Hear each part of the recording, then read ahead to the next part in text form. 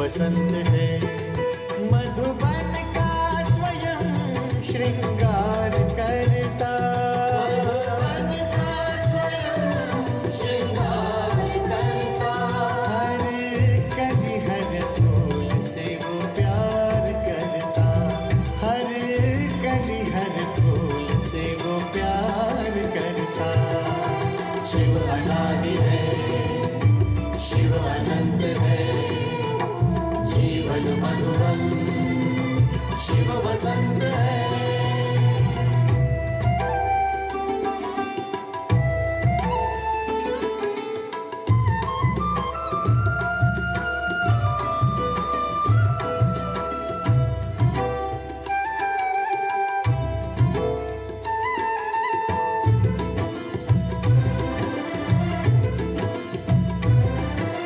शिव है सूर्य, हम सूर्य की किरणें, ज्ञान उजाला शिव से पाना है। सत्यम शिवम सुंदरम। यहाँ वहाँ हम कितना ही भटके,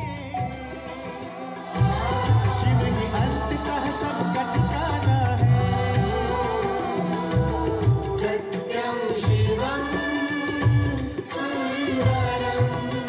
शिव समुद्र है, हम सरिताएं, मधुर मिलन के स्वप्न सजाए।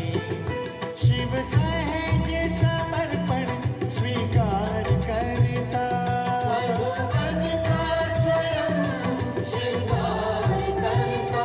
हर कली हर फूल से वो प्यार करता। हर कली हर फूल से वो प्यार करता। शिव अनादि है, शिव अनंत है, जीवन मधुबन शिव बसंत है।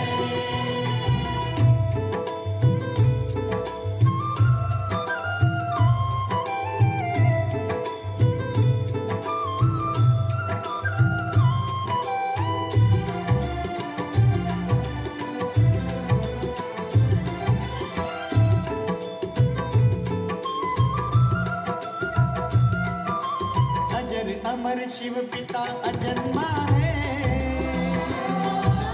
निराकार है, सत्य सनातन है। सत्यम शिवम सुंदरम। हृदय लगाकर प्रेम लुटाता है, भगवन ऐसा अलख निरंजन है।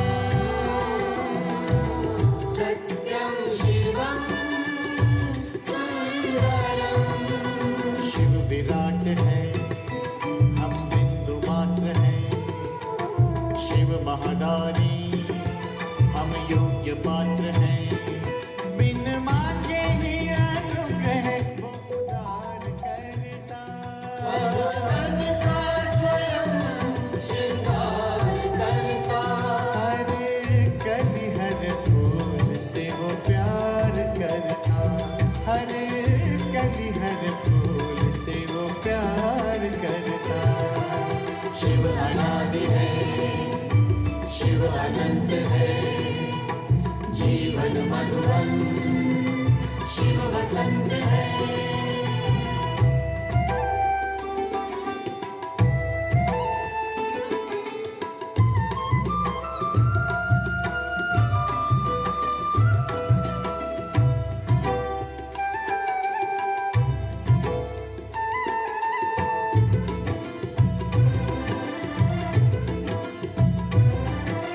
मधु का अक्षय कोश सदा शिव है, और हम मधुबीनी संतानें हैं। सत्यम शिवम सुंदरम। परम धाम में वास जो करता है,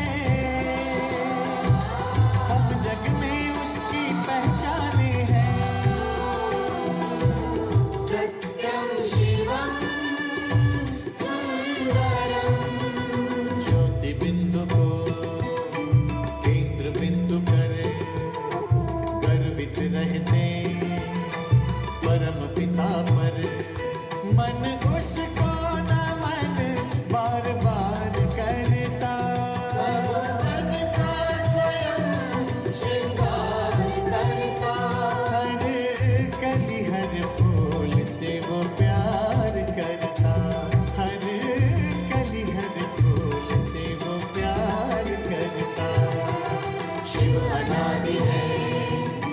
शिव अनंत है जीवन मधुबन शिव वसंत है मधुबन का स्वयं श्रृंगार करता मधुबन का स्वयं श्रृंगार करता हर कली हर फूल से वो प्यार करता हर कली हर फूल से वो प्यार करता शिव अनादि है शिव अनंत है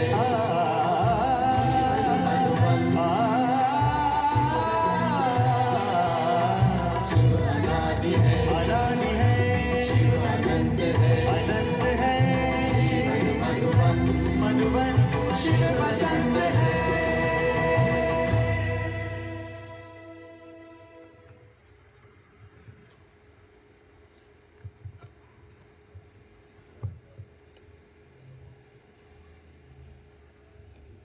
ઓમ શાંતિ. હવે સ્ટેજ પર વિરાજમાન મહેમાનોનું સ્વાગત કરવા માટે ઉન્નતિબેનને હું આમંત્રિત કરીશ કે જેઓ ફૂલછડીથી સ્વાગત કરશે.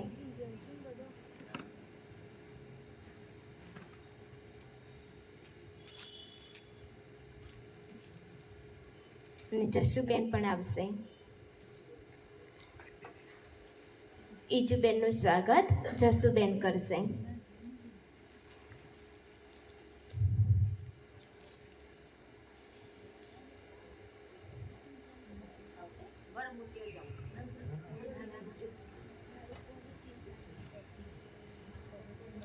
આદરણીય બ્રહ્માકુમારી ઈજુબેનનું સ્વાગત જસુબેન કરી રહ્યા છે. આપણે પણ સ્વાગતથી એમને વધાવીશું.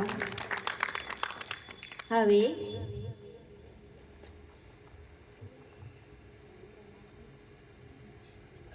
મુકેશભાઈ પણ આવશે અને હર્ષાબેનનું સ્વાગત કરશે.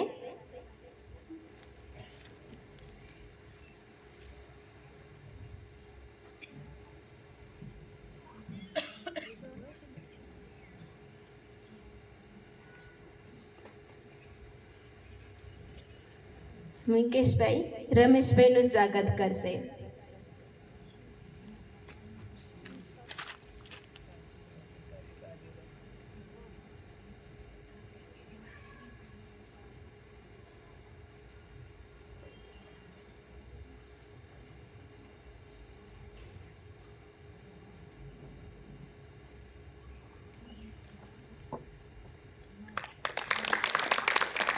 બ્રહ્માકુમારી હર્ષાબેનનું સ્વાગત ઉન્નતિબેન કરશે.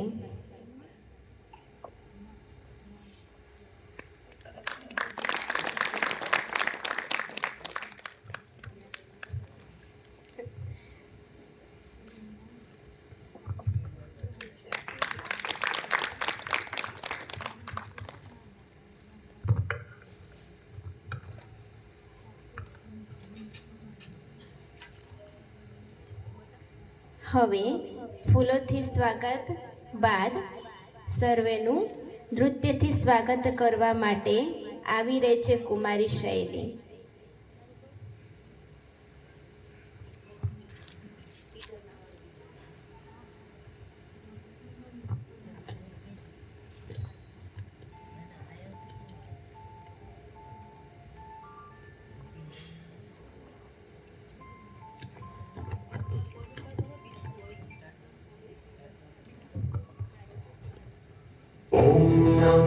शिवाय ओम नमः शिवाय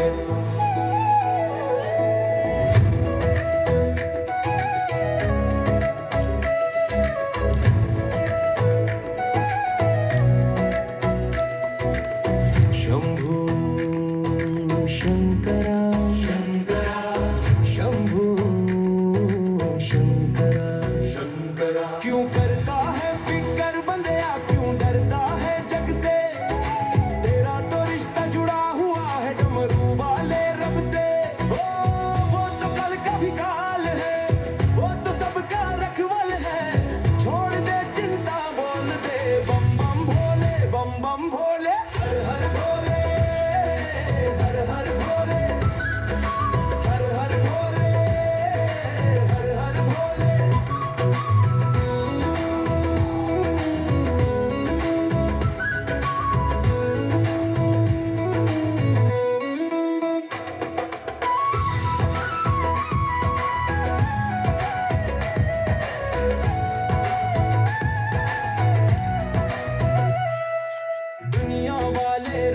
बदलते पल पल भेस बदलते पर मेरा भोलेनाथ न बदले सूरज चांद बदलते जिसके सिर पे हाथ भोले का वो कैसे घबराए पत्थर में भी फूल खिला दे जब वो राह दिखाए तू है जोगी तू है रागी तुझसे ही मेरी लगन ये लागी क्यों करता है फिक्र बंदया क्यों डरता है जग से तेरा तो रिश्ता जुड़ा हुआ है डमरू वाले रब से बम बम भोले बम बम भोले बम बम भोले बम बम भोले भस्म रमाए ध्यान लगाए नंदी की वो सवारी आए आंखती सिर जब वो खोले धरती अंबर डोले डोले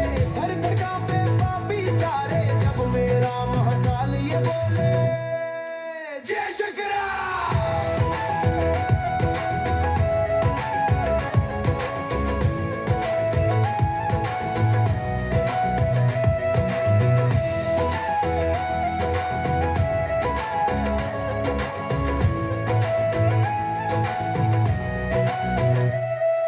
मांग के देख वो दे देगा उसका नाम भंडारी राजा हो या रंक यहाँ पे सब उसके आभारी दिल का मंदिर साफ तू रखना वो वहीं पे आएगा सच्चा है तेरा भाव अगर तो कंकर में मिल जाएगा ओ मेरे शंभू ओ मेरे प्यारे हम बैठे हैं तेरे सहारे फिक्र न कर जिक्र तू कर मेरे भोलेनाथ का मेरे शंकरा का ओम नमः शिवाय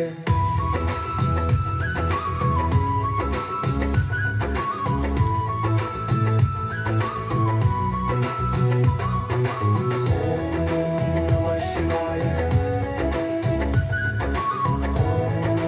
नमः शिवाय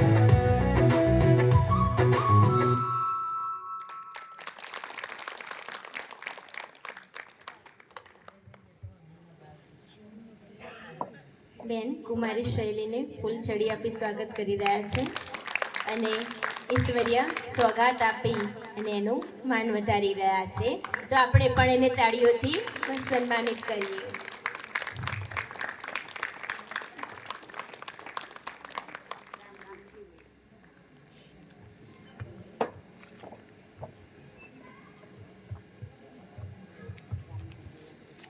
ઓમ શાંતિ. આપણે થોડું આધ્યાત્મિક રહસ્ય સમજીશું.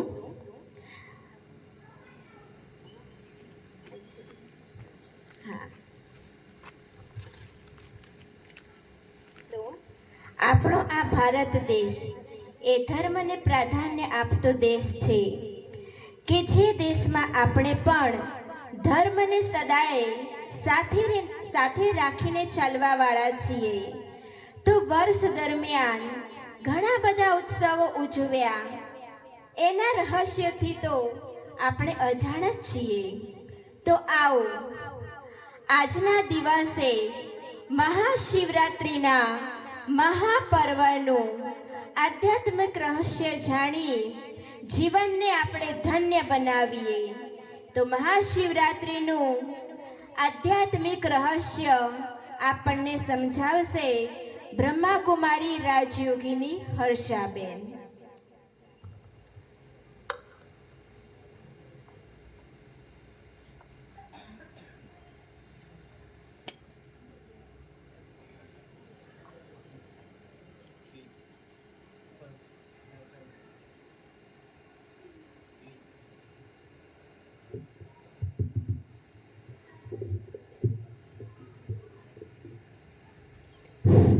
ओम शांति, ओम शांति, ओम शांति.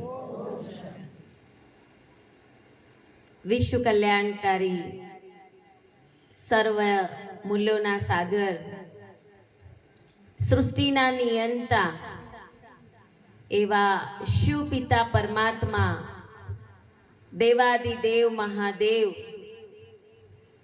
ના અતિ પ્યારા મંચ ઉપર ઉપસ્થિત આદરણીય બેન, સાથે સાથે મારા સાથી બેન વિનલબેન, રમેશભાઈ તેમજ ભાગ્યોદય સોસાયટીના આપ સર્વ ધર્મપ્રેમી જનતા અને સાથે સાથે આ સંસ્થા સાથે જોડાયેલા બ્રહ્માકુમાર ભાઈઓ બહેનો,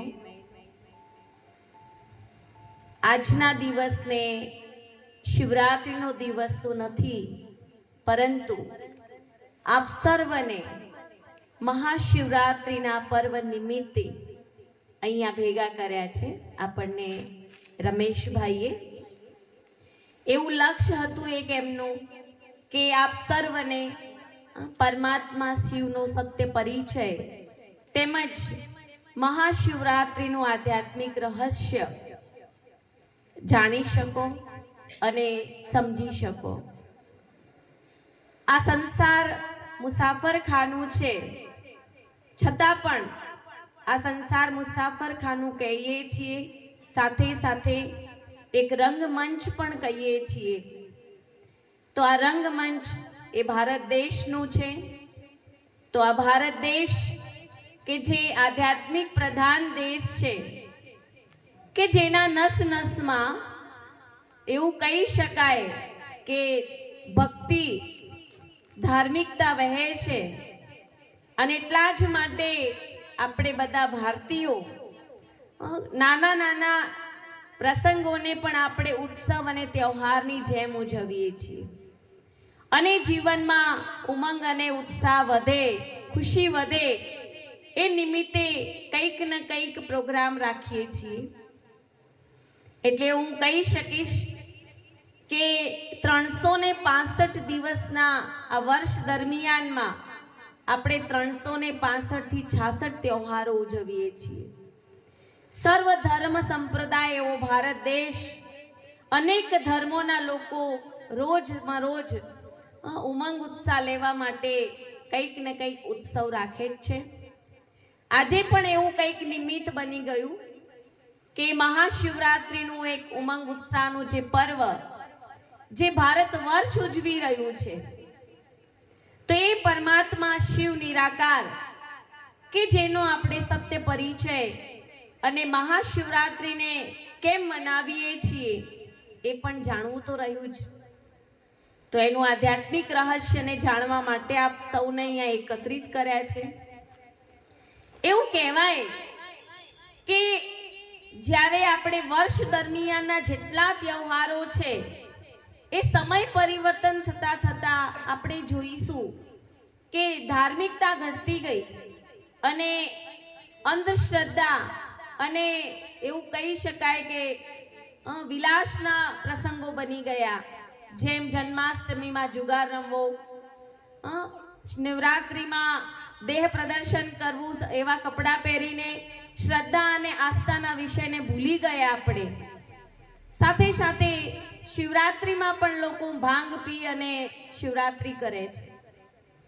તો ખરેખર જે મય મર્યાદા જે આપણી હતી એ બધી જ આજે કળિયુગના આધારે ખતમ થતા થતા ફક્ત નામના ઉત્સવો રહી ગયા. અને એ જ નામના ઉત્સવોને ફરીથી આપણે સાચી રીતે ઉજવી, સાચી રીતે એનું આધ્યાત્મિક રહસ્યને જાણી અને આપણે આજે ધન્યતાનો અનુભવ કરીશું. આ સંસારની અંદર પરિસ્થિતિઓનો તો કોઈ પાર જ નથી એમ કહી શકાય. માણસ ઉઠે એટલે ઉપાધિ શરૂ થાય અને સૂવે એટલે સમાધિ લાગે. એ સિવાય જો માળા લઈને બેસે ને તોય એને સમાધિ લાગતી નથી. લાગે છે? કહેવાય ને હાથમાં માળા હોય ને તોય મન સીસીટીવી કેમેરાની જેમ બધે ફરતું હોય. અને આવા સમયની અંદર પરમાત્મા એ આપણને સત્ય રહસ્ય બતાવવા માટે કહે છે કે જ્યારે પરિસ્થિતિઓ સંત મહાત્માઓ અને મહાન પુરુષોના વસબાર થઈ જાય છે, લોકોના જીવનમાં ધાર્મિકતા ઘટી જાય છે, પાપાચાર, દુરાચાર, ભ્રષ્ટાચાર, લાંચ રૂશ્વત વધી જાય છે, ત્યારે જ પરિસ્થિતિઓ મહાપુરુષોના વશબાર થઈ ત્યારે પરમ પુરુષ એવા શિવ પરમાત્મા આ સૃષ્ટિ ઉપર શિવધામથી શિવલોકથી અવતરણ કરે છે અને એનો જન્મ દિવસ અર્થાત જ મહાશિવરાત્રિ. તો એ પરમાત્મા શિવ એનો જન્મ જયંતિ છે આમ તો, પણ શબ્દ કેવો વપરાય છે? શિવરાત્રિ. બે શબ્દ છે. આમ જન્મ જયંતિ છે. જેમ કૃષ્ણ ભગવાને રાત્રે 12 વાગે જન્મ લીધો તો એ શું કહીશું? કૃષ્ણ જયંતિ યા જન્માષ્ટમી.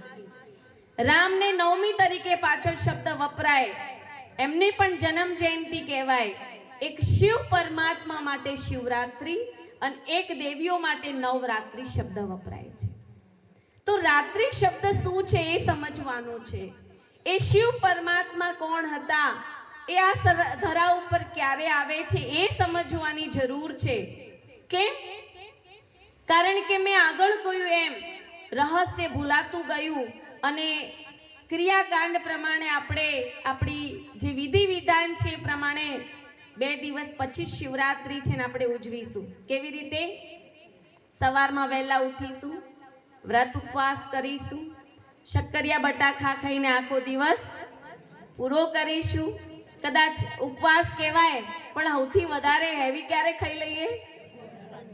એ જ દિવસે આંકડો ધતુરો બીલીપત્ર ચડાવીશું, દૂધની લોટી ચડાવીશું શિવ મંદિરમાં જઈને અને આપણો દિવસ જાગરણ કરી અને પૂરો કરીશું.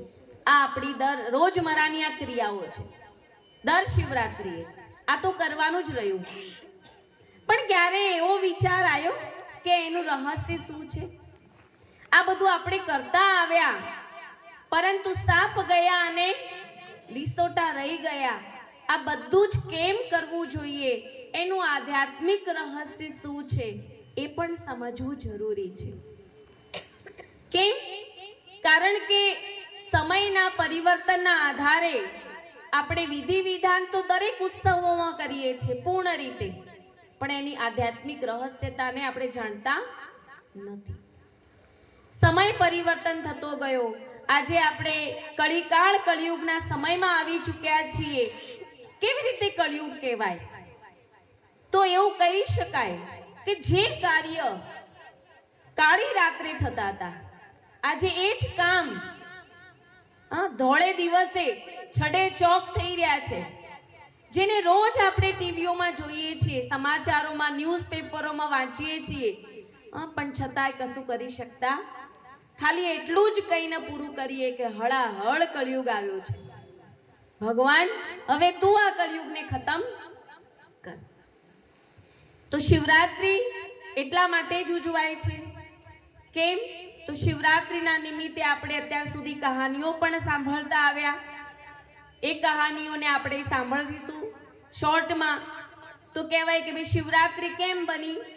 તો કે મહાશિવરાત્રિનું પર્વ કે જ્યારે એક દિવસે મહાવદ તેરસનો દિવસ હતો અને એ દિવસે કહેવાય છે કે એક પારધી એ પોતાના બાળકો માટે ભોજનની શોધમાં નીકળ્યો હતો. આપણે સૌ કહાની જાણીએ છીએ ને. અને ભોજનની શોધ કરતા કરતા એને ભોજન નહીં મળ્યું. રાત પડી ગઈ, ઘનઘોર જંગલ હતું, હિંસક પશુનો ડર હતો. એને એવું વિચાર કર્યું કોઈ ઘટાદાર વૃક્ષ સાથે વિસામો કરી આજનો રાત અહીંયા વિતાવીશ, સવારે ફરી શિકાર શોધી અને મારા બાળકો માટે લઈને જઈશ. અને એ જ દિવસે આખી રાત એનું જાગરણ પણ થઈ ગયું. મોડી સાંજથી એને નવરો બેઠેલો વ્યક્તિ કેવું કરે? કાં તો આંગળી હલાવે, કાં તો પગ હલાવે, કાં તો હાથ હલાવે.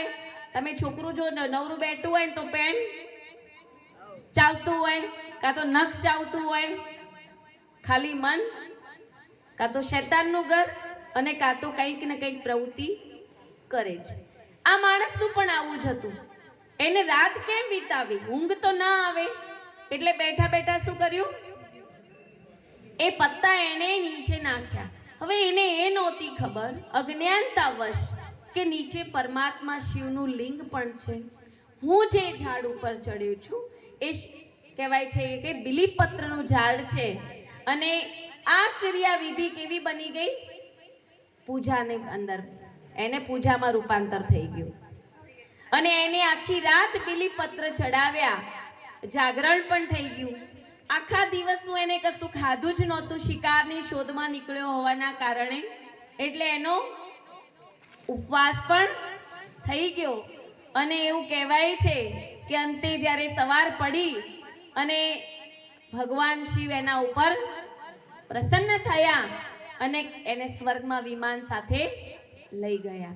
એ દિવસને મહાશિવરાત્રિ તરીકે ઉજવીએ છીએ.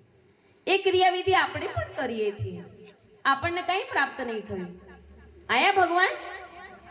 તો કંઈક ખામી છે, કંઈક રહસ્યની અધૂરી સમજ છે આપણી પાસે. બીજી કહાની સાથે જોડાયેલી છે અને એ છે શિવ પાર્વતી વિવાહની. આમ જોઈએ તો શિવ જયંતી શબ્દ છે. શું છે? શિવ જયંતી.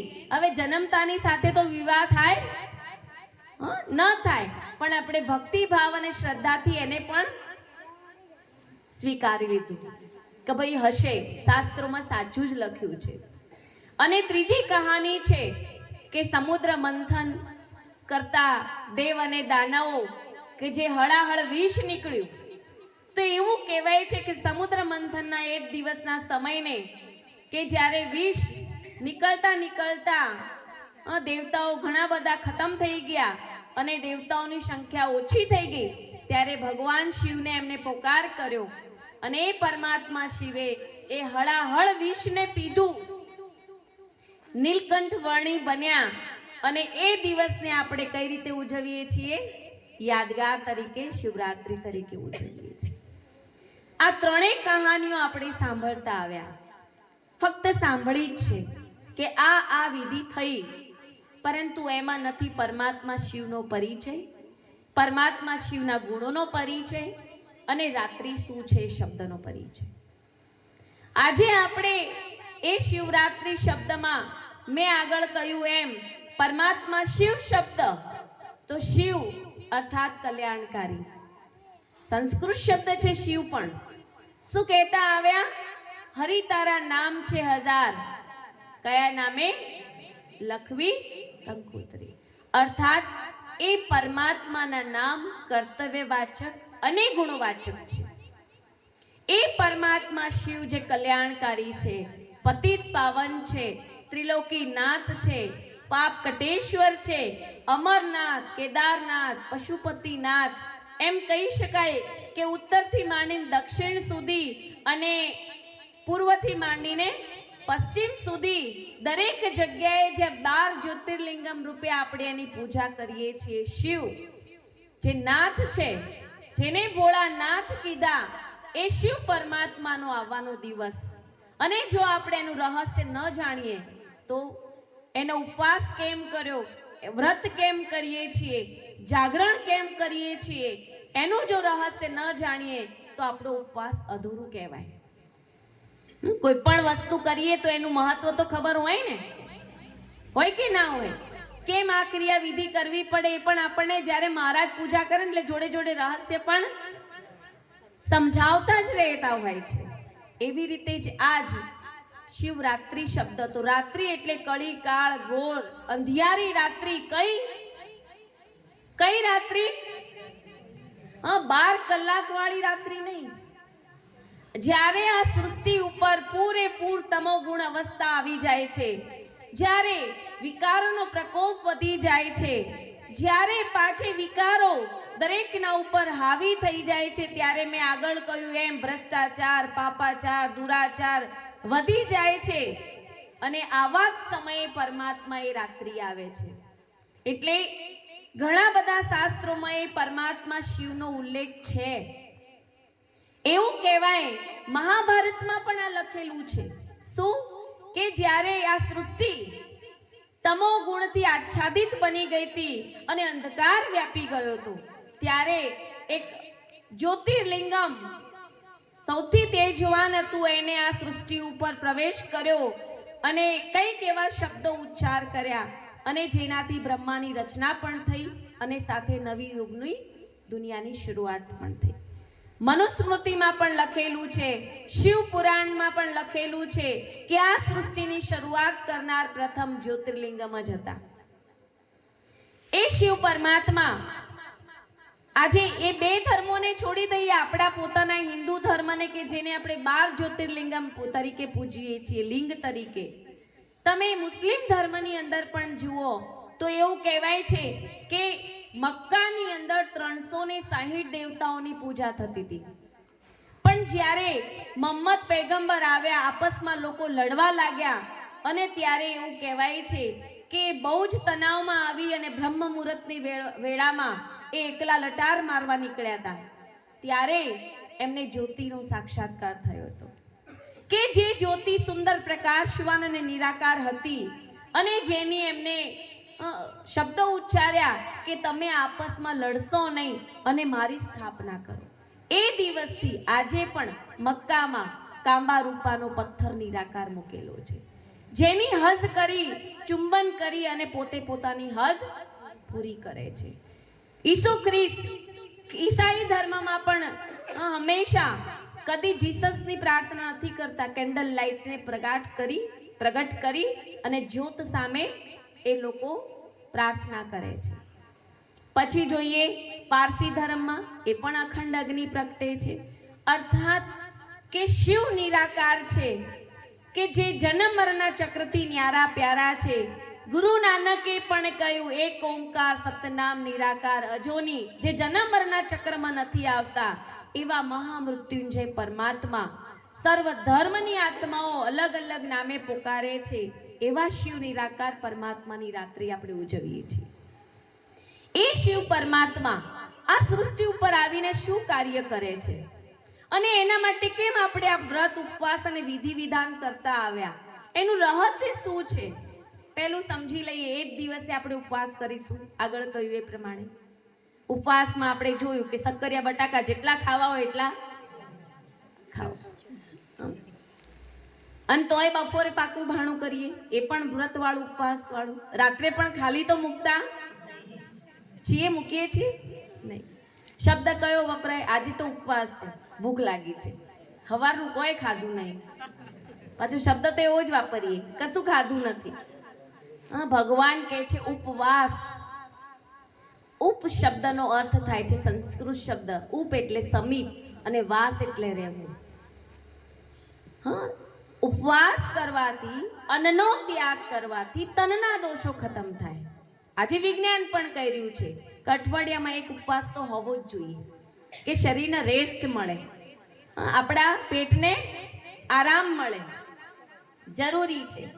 પરંતુ ભગવાન કહે છે ઉપરવાસ કરવાથી મનના દોષો ખતમ થાય. અને મનના દોષો આજે વધી ગયા છે એટલે જ કહેતા આવ્યા ભક્તિમાં, શું કહેતા આવ્યા? વિષય વિકાર મીટાઓ પાપ હરો દેવા. કહીએ છીએ કે નહીં? ભગવાન હરવા આવ્યા છે એટલે હરિ શબ્દ છે. આપણા પાપ અને સંતાપને દૂર કરવા આવ્યા છે. પરંતુ સાચો ઉપવાસ કરીશું તો એ પાપ અને સંતાપ ખતમ થઈ શકે છે. બીજું જાગરણ. જાગરણ કરીએ છીએ દિવસે 12 વાગ્યા સુધી, 12:30 વાગ્યા સુધી. કેમ જાગરણ કરવામાં આવે? તો કે ભગવાન શિવ આપણી ઉપર પ્રસન્ન થઈ જાય. શબ્દ વાપરી પ્રસન્ન થઈ જાય. પરંતુ આજના તો જાગરણે કેવા, પહેલા તો મોબાઈલો નહોતા એટલે ચેનલો હતી, ટીવી વાળા હતા એટલે ચેનલ વાળાને જ કહી દીધું હોય ભાઈ 9 વાગ્યાથી પિક્ચર ચાલુ કરજે એટલે અમારે 12 વાગી જાય. એમ કરીને આપણે જાગરણ પૂરું કરતા. ચાહે શિવરાત્રીનું જાગરણ હોય કે ચાહે દશામાના વ્રતનું જાગરણ હોય, કોઈ પણ જાગરણ હોય. હવે તો મોબાઈલ જ હાથમાં આવી ગયા એટલે જાગરણ હોય એટલે કામ પતાઈને મોબાઈલ લઈને બેસી જવાનું. એટલે 12, 12:30 તો અત્યારે તો રોજ જાગરણ થાય આપણું. જે મોબાઈલ લઈને બેસીને તો રાતના 1 વાગે 12 વાગે એ જ ખબર પડે છે? નહીં પડતી. અને જો એવા જાગરણથી જ પરમાત્મા પ્રસન્ન થતા હોય તો આજે સંસારમાં નજર કરો કે ઘણા એવા લોકો છે